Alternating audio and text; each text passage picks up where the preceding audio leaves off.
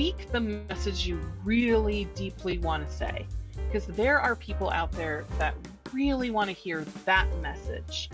You don't need to fit yourself into other boxes. You need to get stronger, clearer, and more confident in the thing you really most want to say.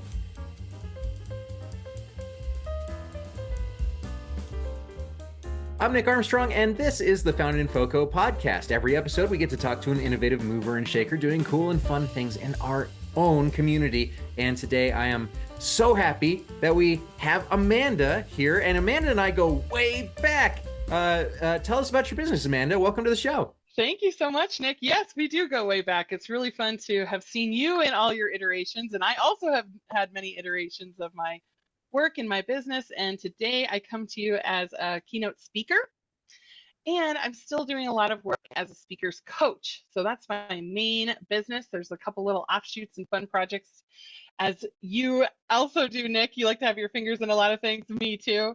But the main thing I'm interested in is getting more speakers with incredible messages, incredible stories. I work with a lot of people who have done the impossible in their life in some way, and they have an incredible story to share, and they need to get up there on those stages and share it. And we need more messengers these days of all shapes, sizes, ages, colors, backgrounds. I really like to be an advocate for uncommon voices to take the stage. So that's what I'm up to. Back in the day, it was, you and I had worked together on Dolphin Feet, and that was back in the early days of Ignite Fort Collins too. Yeah. And so some of my first stickers that I got to take to Ignite Fort Collins were the Dolphin Feet stickers. And so that was awesome. The progression since then, we've seen, TED events rise and fall in FoCo. I was the organizer for TEDx FoCo for a number of years. TEDx CSU, TEDx Front Range, they've come and gone. So what do you see as a viable platform for a speaker right now in terms of our community, where they can go and where they can speak?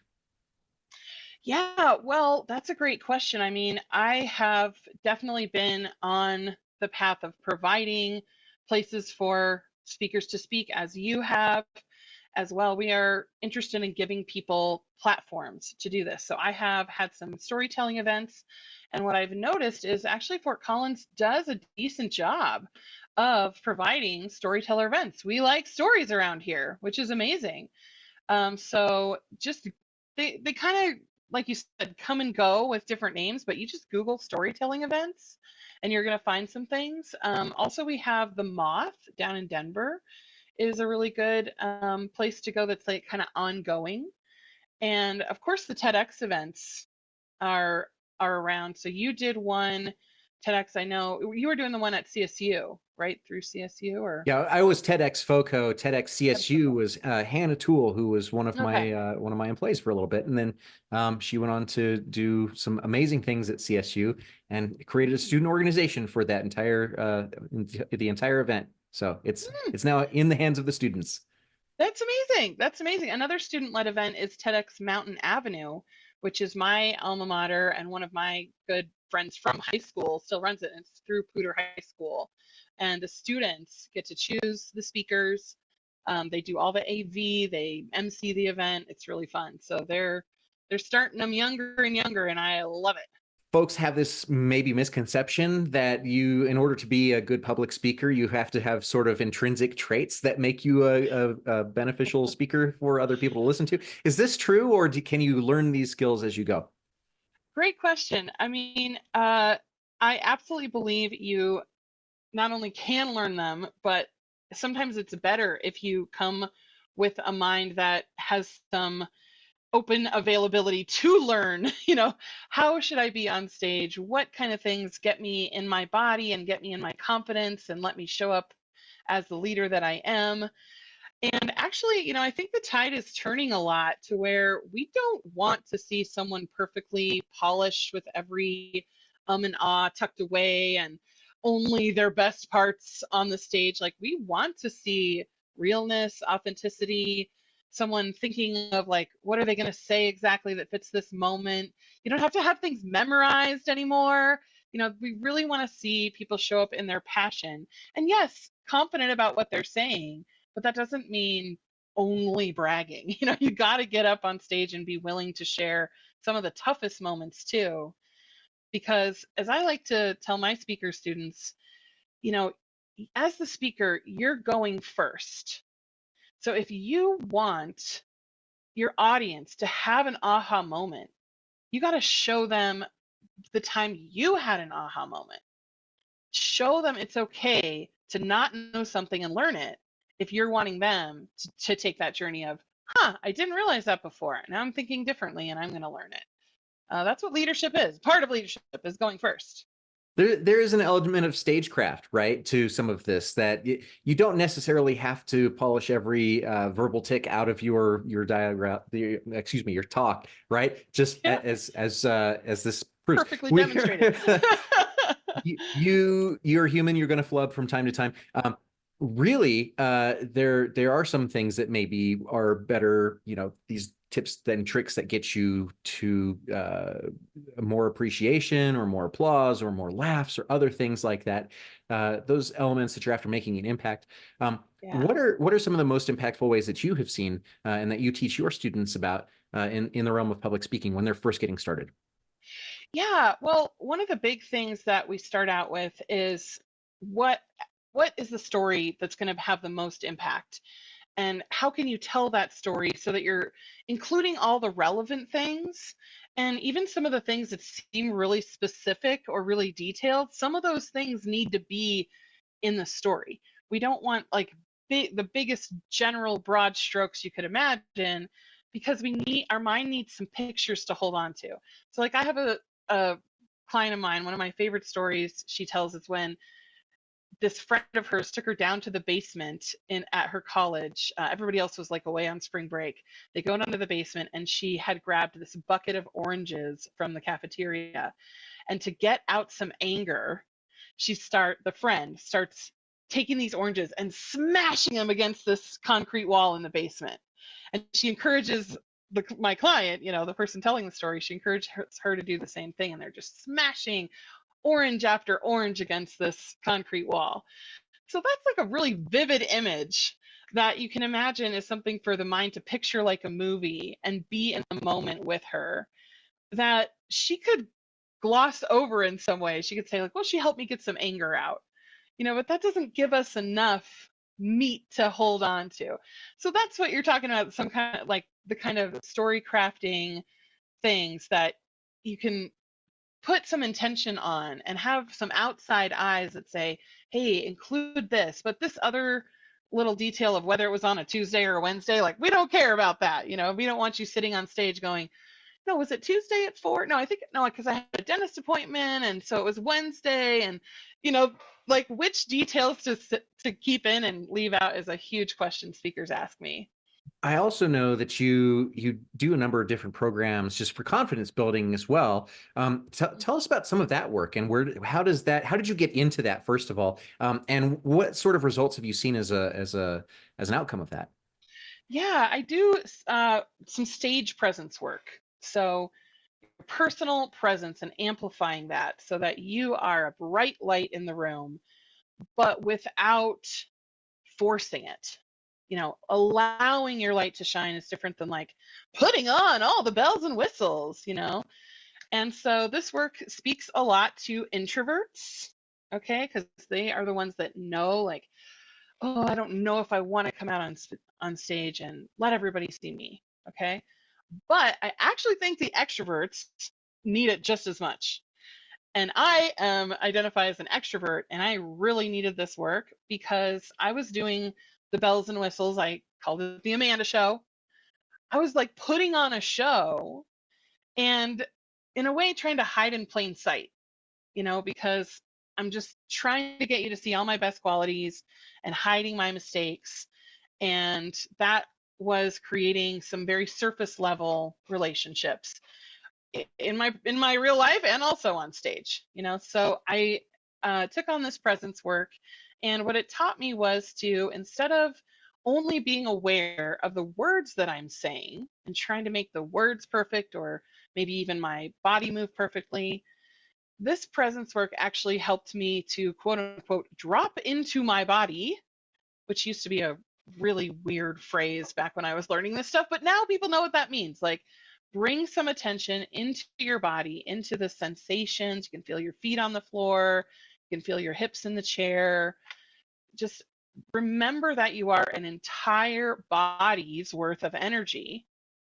You've got this field around you, actually, which again is not spiritual and woo-woo anymore. It's literally your electromagnetic field that we can measure now.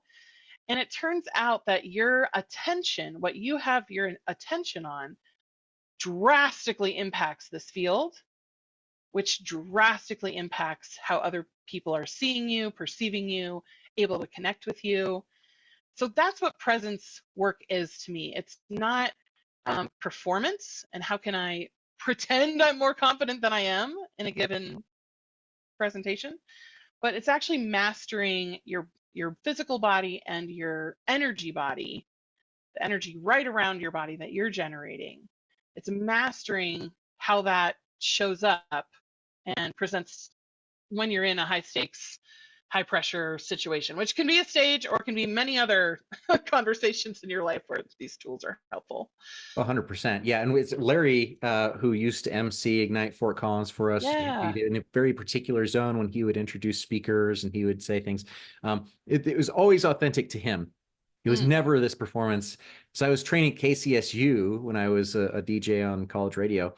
The one thing they tell you not to do is don't do the announcer, like, hey, welcome to KCSU. And this is the, listening to this and that and the other thing. And everybody does it the first time that they hear, because the first time that they do it, they have you record your voice and then you can hear it back. You're like, that's not me. Who is that?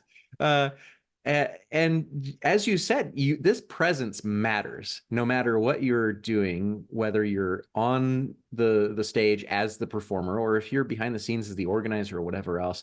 Golden retriever energy is what we talk about all the time. Like, oh yeah, you got to do this and this, and always chasing the ball. There is not one event in Fort Collins at which I have not actively torn my pants, right? So I'm like lifting a thing or going on stage or like climbing a stairs.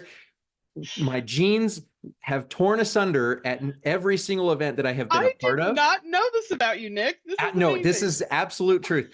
And it happened on stage at TEDx FoCo number 3. As I was climbing the stairs to go and do the thing, I think I set down a microphone, turned around, and I had to go on stage and present the next speaker. This. I don't think anybody caught on to it at the moment. Okay. I turned to my wife who was there and I said, hey, I tore my pants and I have nothing. There's, so I'm just going to go with the flow. Yeah, I would call that a triggered moment, right? It's very easy to get triggered. And so we kind of pop out of our body into like, what is other people thinking of me? What's going to happen? You could have a million stories of like how this is going to ruin your life, right? And that would be if you let those thoughts take you, you would be triggered. And it sounds like what you decided to do was come underneath those thoughts and be like, you know what? I'm just going to keep on going as if that is not happening. And hopefully no one will notice. And so you came back to presence. You came back to like, what is actually happening in this moment right now? That's why the body's such a great anchor for your thoughts, because the body is in the present moment. Your thoughts are what's taking you into this usually catastrophe scenario. So you did not follow the trigger. You came back to presence, and it worked out. Sounds like. Yeah, it did. Well, and I think it was a success, but you never know. They always used to say like, oh, smile when you're on the phone, right? So the conveying the energy that and this sounds like it's very similar to that, in that your mindset determines the audience receiving mindset of your message, right? If you're angry when you're conveying the message, they're going to be put off when they're receiving it. Totally. How do you train a speaker to be mindful of that beyond just getting themselves in their body, taking maybe a breath or whatever else? What is an actionable step that they can take right now? Well, I'm dealing with people who are in higher stakes situations than they ever have been, right? They're on bigger stages, or they're presenting to big wigs, or they're in major sales conversations. And so that alone, everything going right is enough to trigger you, right? Not let alone everything that can go wrong, like ripping your pants or the projector doesn't work or something like that. But everything going right is what they're going to get triggered by. And even good things, even like a standing ovation, right? Or someone sharing your bio at the beginning of your talk and like bragging about you for 5 minutes, and then you walk on the stage and you're like, oh my gosh, I have to live up to all that, or whatever. Like there's so many things that can trigger us.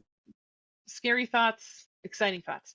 So my lucky job as a speaker trainer is to create a safe enough room where I can trigger you. A lot of our exercises are practice coming back into your body, coming back into your presence when something else is going on in the room. So this shows up in a bunch of different ways, but basically just need practice and lots of little scenarios that you can come back in, because this shortens that like 10,000 hours that you need on stage, right? We're going to come in the classroom and get a couple thousand hours done there so that your first several times on stage can be more successful and you'll continue on and keep going. So I like to get you good, then get you on stage, and that's how you become great.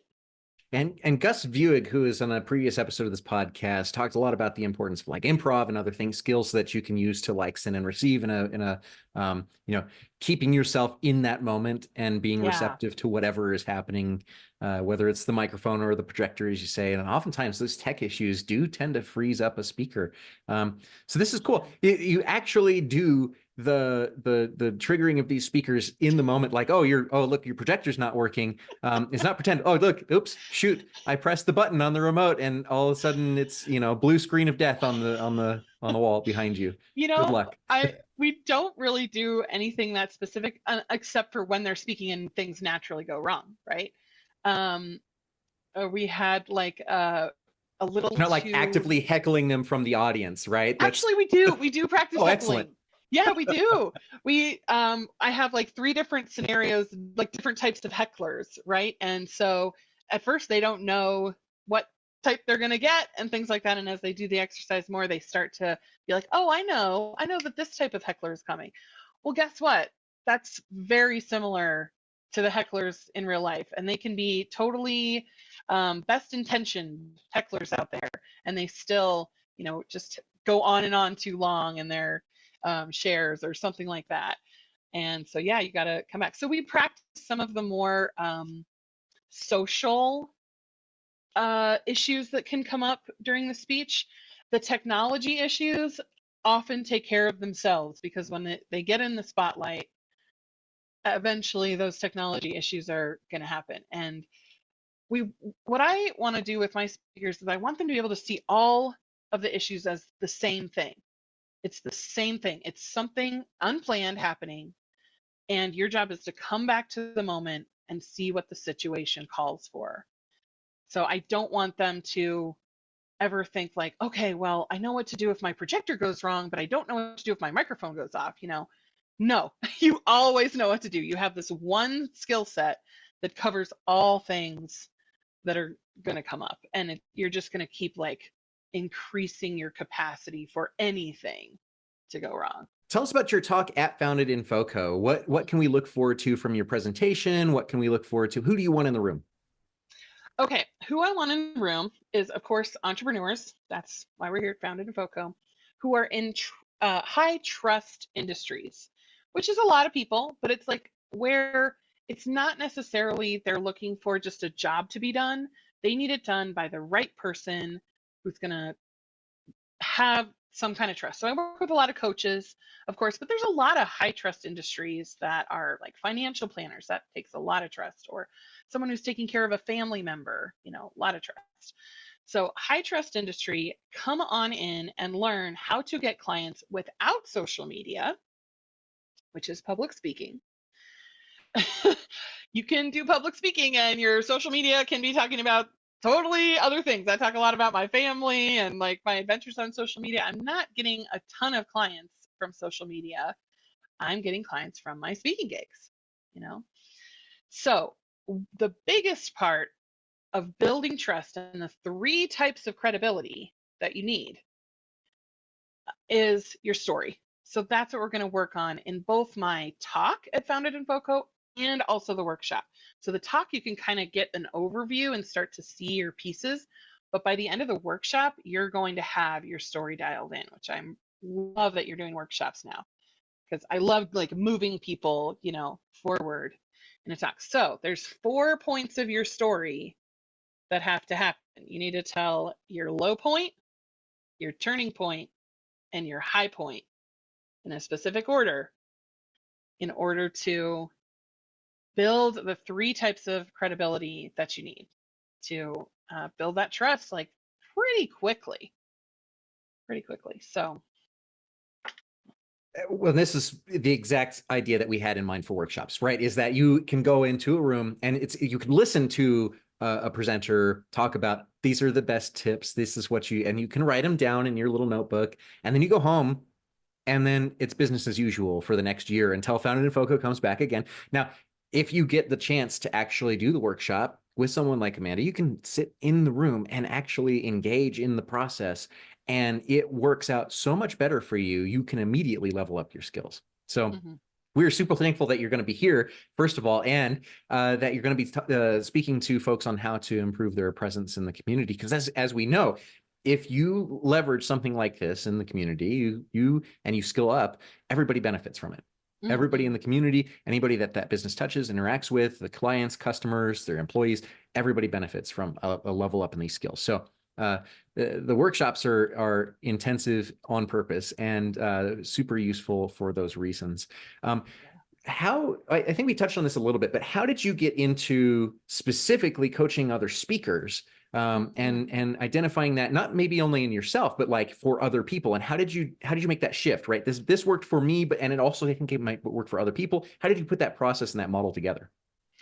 Yeah, well, that kind of ties all the way back to Dolphin Feet, actually. I mean, Dolphin Feet was a sticker business. I started with my first 8808. I started in business with my sticker company. And what I quickly realized was that I love to help people get their message across, right? And it introduced me to a bunch of speakers that I was trying to sell them.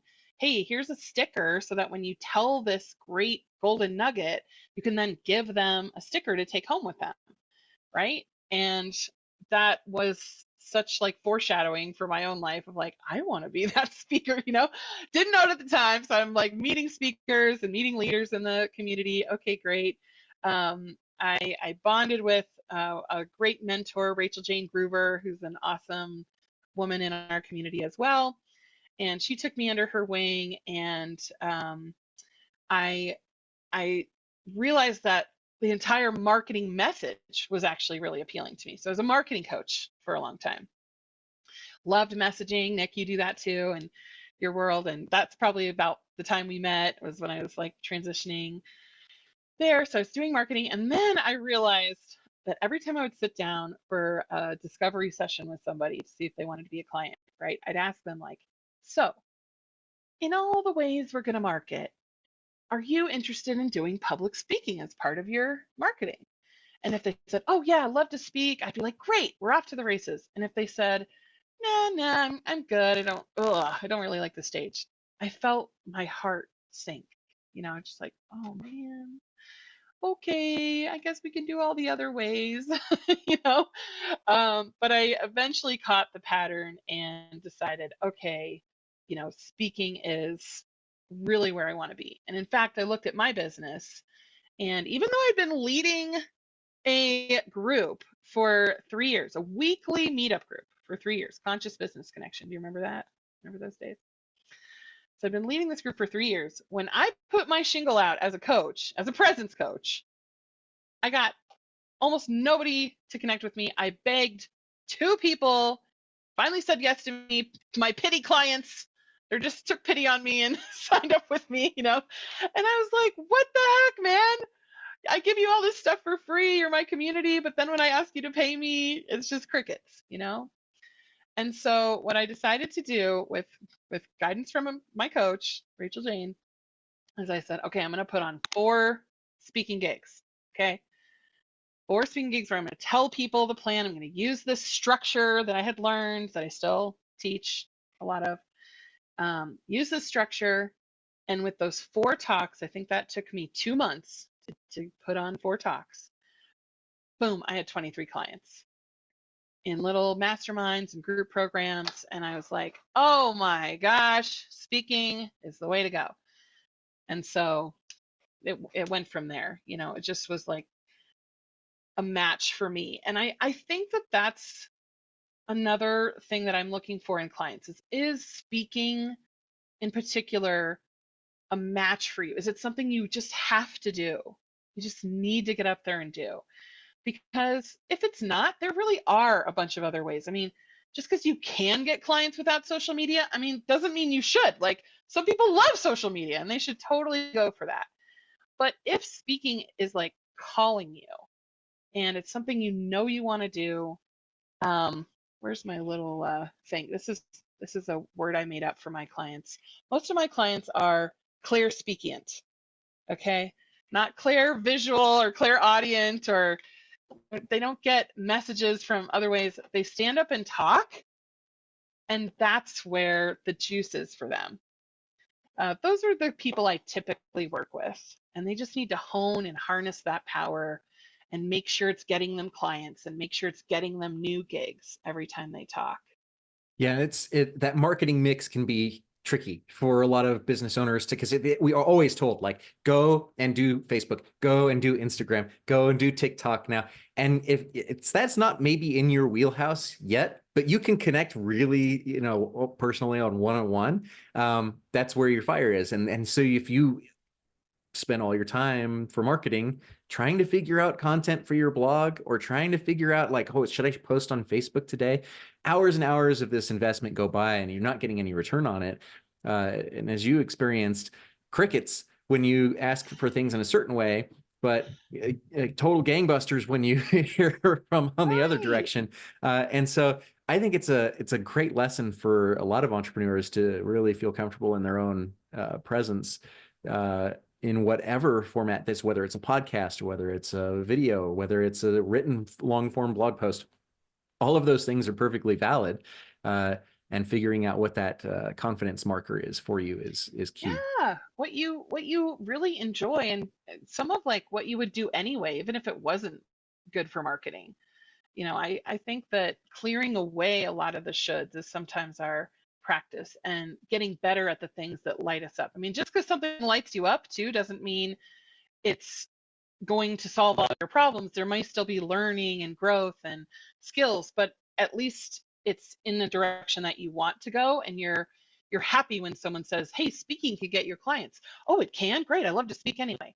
That's when you know it's great. Oh, blogging can get you clients? Great. I love to write, you know, that kind of thing.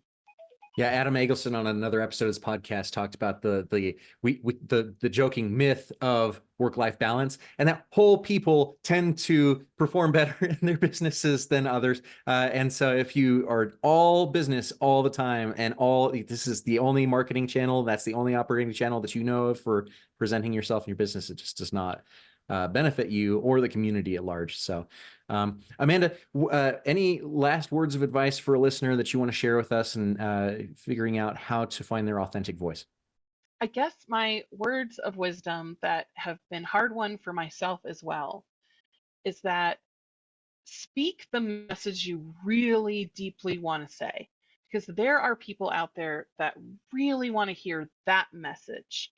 You don't need to fit yourself into other boxes. You need to get stronger, clearer, and more confident in the thing you really most want to say, and go for it.